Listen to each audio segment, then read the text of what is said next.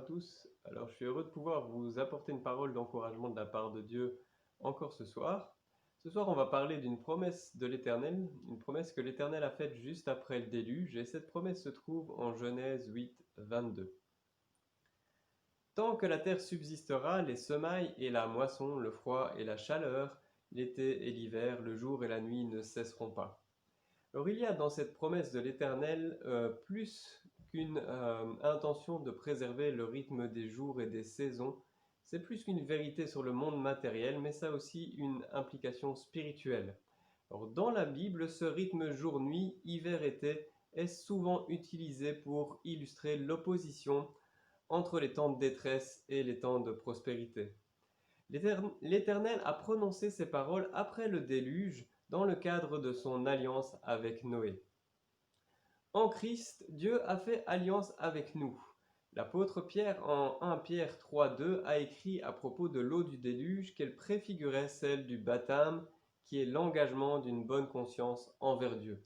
Nous sommes engagés avec une bonne conscience envers Dieu à le suivre chaque jour. En Christ, l'Éternel prend cet engagement envers nous. À la nuit succédera le jour, à l'hiver succédera l'été. Alors je ne sais pas si tu te trouves en été, si tout va bien pour toi. Si c'est le cas, eh bien bénis l'Éternel. Et si c'est plus compliqué, si tu traverses des temps d'épreuve, eh bien fortifie-toi, prends courage et bénis l'Éternel, car sa promesse est qu'à l'hiver succédera l'été. Il l'a promis, et ce qu'il promet, c'est oui et amen. Alléluia. Alors évidemment, quand tout va mal, c'est un peu difficile de bénir l'Éternel. Et pourtant, sa fidélité ne dépend pas des circonstances. Sa parole, ses promesses pour nos vies sont certaines. Pour ceux et celles avec qui il a fait alliance, l'Éternel est un roc, un appui sûr et solide, sur lequel on peut se reposer en toutes circonstances. Alors lorsque s'épaissit la nuit, nous devrions rester constants dans notre confiance envers Dieu. Lorsque s'épaissit la nuit, regardons vers le Seigneur. Il est le roc solide. Alors, le problème intervient lorsque nous ne regardons pas vers le Seigneur, lorsque s'épaissit la nuit, lorsque nous détournons les regards de Dieu pour les fixer sur les circonstances. Pierre marchait sur les eaux vers Christ, il détourna le regard, il prit conscience du vent et sombra. Alors si vous relisez ce passage en Matthieu 14, 30, vous constaterez qu'il est écrit que Pierre, voyant, il utilisait le verbe voir ici, Pierre, voyant que le vent était fort, c'est pas qu'il a ressenti le vent, il a vu le vent, voyant que le vent était fort, eut peur et s'enfonça. Jésus attribua au doute et au manque de foi l'échec de Pierre ce jour-là. Pourtant, le premier pas de Pierre, il faut bien dire qu'il relevait de la foi. Nous-mêmes, est-ce que nous serions sortis de la barque pour aller à la rencontre de Jésus et marcher sur les eaux? Je ne sais pas. Personnellement, pour ma part, je ne sais pas si je l'aurais fait. Le premier pas de Pierre, c'était vraiment un pas de foi. Là où il y a eu un souci, c'est dans sa constance. Il n'a pas été constant dans sa foi. Bien, notre vision influence la constance de notre foi. Notre vision va influencer la constance de notre foi. Pierre n'a pas été constant parce que son regard s'est détourné de Christ pour se poser sur le vent, sur la tempête. Si parfois notre confiance vacille, c'est parce que nous prenons plus attention aux circonstances qu'à notre Dieu. Notre Dieu est constant, il est au-dessus des circonstances, il ne change pas et il est avec nous. Alléluia, Dieu est avec nous. Nous lisons en Galates chapitre 4 les versets 8 à 10. Autrefois, vous ne connaissiez pas Dieu et vous étiez esclaves de Dieu qui, par nature, n'en sont pas. Mais maintenant que vous connaissez Dieu, ou plutôt que vous êtes connus de Dieu, comment pouvez-vous retourner à ces éléments impuissants et misérables et vouloir à nouveau en être esclaves? Vous observez scrupuleusement les jours, les mois, les saisons, les années. Ne tombons-nous pas souvent dans ce travers des Galates lorsque nous prêtons plus d'attention aux jours dans lesquels nous vivons qu'à Dieu? À force d'observer scrupuleusement les circonstances, nous prenons le risque de détourner les regards de Dieu et nous risquons de sombrer à la moindre tempête. Pourtant, la parole de Dieu nous encourage à briller d'une manière constante, d'une flamme constante, d'un feu, d'une passion sans cesse renouvelée. comme des enfants de lumière. Et c'est d'autant plus important lorsque la nuit s'épaissit, lorsque l'hiver semble éternel. Alors c'est le thème de ma pensée ce soir. J'espère qu'elle va vous encourager. Vraiment de tout cœur, j'espère que vous allez sortir de ces temps avec ce désir de briller de la lumière de Christ et d'une manière constante. Mais qu'est-ce que briller? On peut se poser la question parce que la notion biblique de briller est très différente de celle que l'on retrouve dans la société. Briller dans ce monde, c'est avoir une bonne réputation, prospérer au niveau social, au niveau financier. Alors que briller dans la Bible, eh bien, c'est simplement refléter la lumière véritable qui est Jésus-Christ. Refléter Christ dans ce que nous sommes, dans ce que nous faisons. Dieu aimerait nous voir briller de la véritable lumière, la lumière de Jésus-Christ. Alors si on y réfléchit, bien, force est d'avouer que souvent c'est un petit lumignon, que la lumière que nous reflétons de Christ est bien pâle. Mais ce n'est pas une fatalité. Nous pouvons ranimer la flamme. Nous pouvons revenir à notre passion qui est Jésus. Et Dieu aimerait vraiment ce soir que ce feu soit de nouveau alimenté dans nos cœurs, le feu de la passion pour notre Jésus. Alléluia! Ce soir, nous allons donc aborder 3 attitudes à développer pour briller d'une manière constante, pour que ce feu ne s'éteigne pas dans nos cœurs. Alors la première des attitudes à adopter pour briller d'une lumière constante, eh bien c'est celle de la joie. Oui, parce que la joie est une attitude plus qu'un sentiment. Nous lisons en Matthieu 2, versets 10 à 11, c'est la rencontre des 3 mages avec Jésus qui vient de naître. Matthieu 2, versets 10 à 11, à la vue de l'étoile, ils éprouvèrent une très grande joie. On voit ici l'association de cette lumière avec la grande joie qu'ont ressentit les mages. Ils entrèrent dans la maison, virent l'enfant avec Marie sa mère et tombèrent à ses pieds pour se prosterner devant lui. Ils ouvrirent ensuite leur trésor et lui offrirent en présent de l'or, de l'encens et de la myrrhe. Christ est la source de notre joie. Il est la lumière véritable qui vient illuminer nos vies. Oui, car Christ nous a sauvés. En lui, nous avons l'assurance du salut. Alléluia! Ça, c'est vraiment la plus grande des joies. Alors cela ne veut pas dire que nous ne devrions pas être tristes.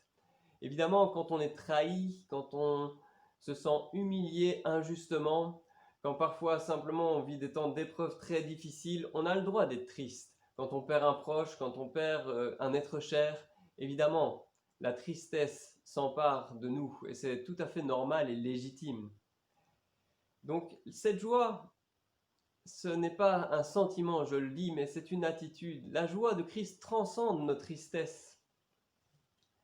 Oui, elle peut être présente même dans nos temps d'épreuve, dans nos moments difficiles.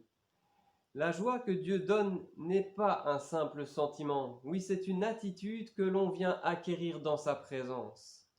1 Thessaloniciens 5,16 nous encourage à être toujours joyeux. Comment c'est possible, ça, être toujours joyeux? Philippiens 4,4 nous dit « Réjouissez-vous dans le Seigneur ». C'est dans le Seigneur que nous pouvons être toujours joyeux. Je le répète, réjouissez-vous. Quelle que soit l'épreuve que nous traversons, par-dessus tout, revêtons la joie du Seigneur. Cette joie, c'est la joie d'avoir accès à la présence de Dieu. C'est la joie du salut, tout simplement, mais la joie de pouvoir être en présence du Dieu Saint, d'avoir le Dieu Saint à nos côtés. Emmanuel, Dieu avec nous. En cultivant cette joie, bien notre foi va s'en trouver renouvelée. On réalise que Dieu est pour nous et pas contre nous. Alors le diable ne peut plus nous toucher par ses accusations. Oui, parce que nous sommes remplis de l'assurance de notre salut. Cela nous remplit de joie. La joie nous aide à briller d'une lumière constante.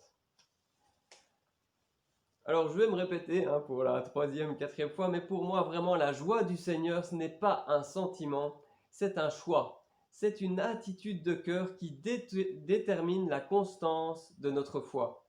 La joie du Seigneur n'est pas un sentiment, c'est un choix, une attitude de cœur qui détermine la constance de notre foi. Je peux me lever le matin avec des pieds de plomb, ou je peux me lever avec cette détermination d'aller dans la présence de Dieu afin de chercher la force dont j'ai besoin pour affronter la journée. La force dont j'ai besoin, elle me vient de Dieu. La joie du Seigneur sera votre force, nous dit Néhémie 8:10. La joie pour briller d'une lumière constante, c'est la première attitude à adopter. Essayez de marcher d'une manière joyeuse. Alléluia, quelles que soient les circonstances, parfois, pouf, on se prend quelque chose sur le coin de la tête, ça fait mal sur le moment, mais on peut se dire, Seigneur, tu es avec moi, je suis dans la joie, Seigneur, tu vois mes temps difficiles, mais je veux garder la joie du salut, la joie de t'appartenir, d'être ton enfant, la joie de savoir que tu es avec moi. Alléluia, la joie pour briller d'une lumière constante. Et vous savez, ça interpelle vraiment beaucoup autour de nous, lorsque malgré les temps d'épreuve que nous pouvons affronter, nous restons dans la joie. Les gens se disent, mais d'où il tient cette joie alors qu'il est dans des moments difficiles? Nous pouvons être de très bons témoins si nous gardons cette joie du Seigneur dans nos cœurs. Elle peut vraiment devenir une force dans nos vies qui nous aide à briller d'une lumière constante. Alléluia! Alors la deuxième attitude à adopter pour briller d'une manière constante, c'est la serviabilité. Là, c'est un mot qu'on n'aime pas trop. Hein. Être serviable.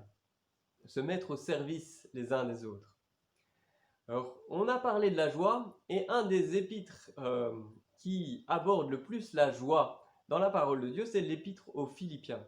Et voilà ce qu'il est écrit en Philippiens 2, versets 13 à 16.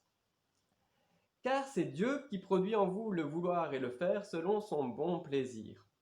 Faites toutes choses sans murmure ni hésitation, afin que vous soyez irréprochables et purs, des enfants de Dieu irrépréhensibles au milieu d'une génération perverse et corrompue, parmi laquelle vous brillez comme des flambeaux dans le monde, portant la parole de vie.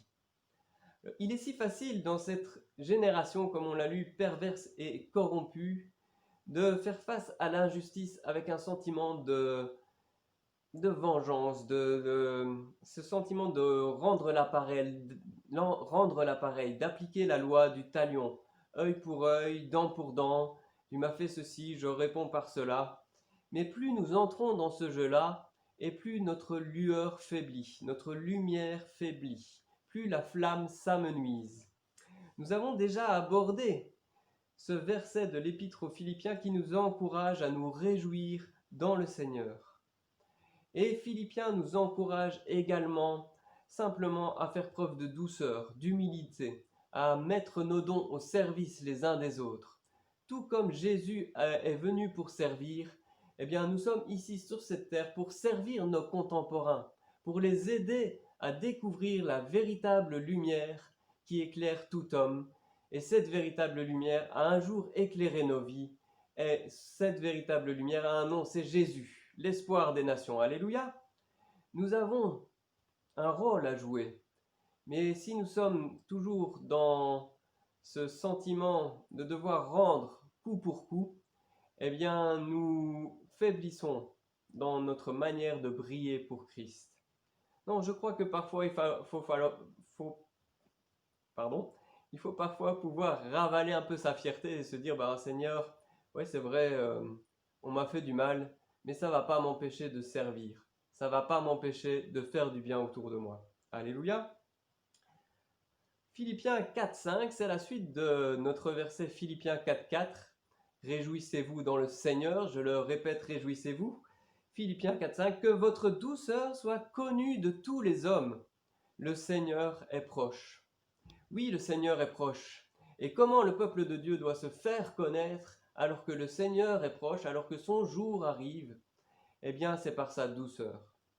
La douceur et la serviabilité caractérisent Christ et participent à sa gloire autant que sa puissance et son autorité.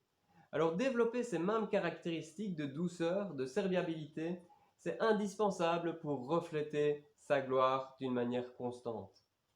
La douceur et la serviabilité caractérisent Christ et participent à sa gloire, autant que sa puissance et son autorité. Alléluia! Nous devons faire preuve de cette même douceur et de cette même serviabilité si nous voulons refléter la gloire de Dieu en Jésus-Christ, manifestée en Jésus-Christ, et ce, d'une manière constante dans notre vie. La troisième attitude que j'aimerais aborder avec vous et qui peut nous aider à briller d'une manière constante si nous la développons dans notre vie, c'est tout simplement la recherche du Saint-Esprit. Nous devons avoir cette attitude de cœur de toujours être constamment en recherche de ce que le Saint-Esprit attend de nous, être rempli débordant du Saint-Esprit. Nous connaissons cette parabole des vierges sages et des vierges folles qui concerne la fin des temps. Et voilà ce qu'il est écrit en Matthieu 25, 3. Les folles, en prenant leur lampe, ne prirent point d'huile avec elles. Alors dans cette parabole des 10 vierges, eh bien toutes sont parties avec leur lampe allumée. D'un point de vue extérieur, il n'y avait pas de différence entre les lampes des vierges sages et les lampes des vierges folles. Mais la lumière de celles qui n'avaient plus d'huile dans leur lampe affaiblit progressivement et a fini par s'éteindre. Les changements significatifs dans nos vies commencent à l'intérieur.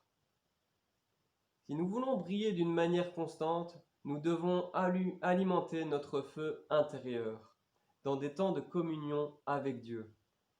Les changements significatifs dans notre vie vont commencer par ce que l'on développe comme vie de prière intérieure avec notre Dieu.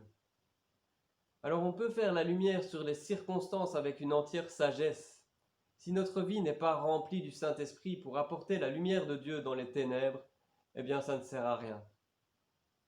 Savoir lire dans les circonstances les signes des temps de la fin n'est d'aucune utilité si notre lampe est éteinte.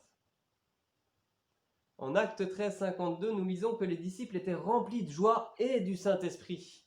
La joie va de pair avec le Saint-Esprit. Le Saint-Esprit nous remplit de joie.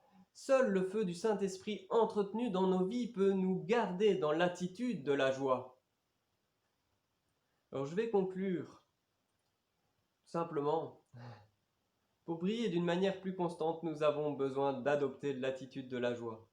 Donc nous avons besoin d'être des serviteurs, des servantes désireuses de donner plus que de recevoir.